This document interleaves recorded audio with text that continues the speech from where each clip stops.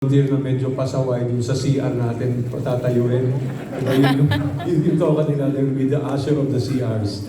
But you know, now the Lord is opening doors for us to play some even a greater variety of roles as we rebuild together. So let me, is it coming up? Oh yeah, wow, look, magic. So let me read from Nehemiah chapter 2, and then let's see what we can learn. You know, Nehemiah is a narrative. It's an interesting story. Many of you have read the book.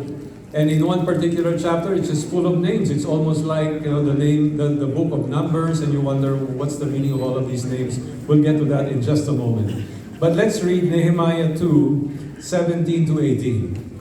It says here, "Then I said to them, you see the bad situation we are in, that Jerusalem is desolate, and its gates burned by fire." So ito yung sinabi ni Pastor Glenn kanina, that they're coming from a bad place, and they really hope that by the grace of God, they will overcome the ill effects of all of that devastation. And it's the same thing with us. Slowly, we are emerging from the devastating effects of the pandemic and all of the other side effects that it has caused, whether in terms of business, relationships, loved ones that we lost, etc. And he's saying here, we can see the bad situation that we're in.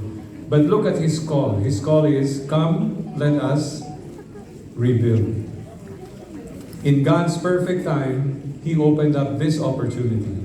He opened up this space. He opened up doors of opportunity for you. He kept you alive in the pandemic.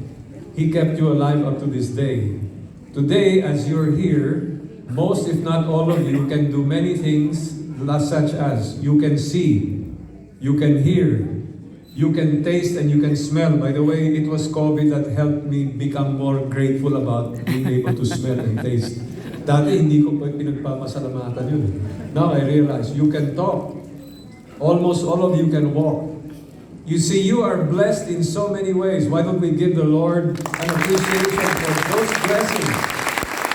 Those things alone are the tools that will allow us to rebuild, not to mention what we've learned about God all these years, how we've experienced His love, the knowledge of His Word, the opportunity to serve. So the call was, come, let us rebuild. Let us rebuild the wall of Jerusalem so that we will no longer be a reproach. Earlier, when Pastor Glenn spoke,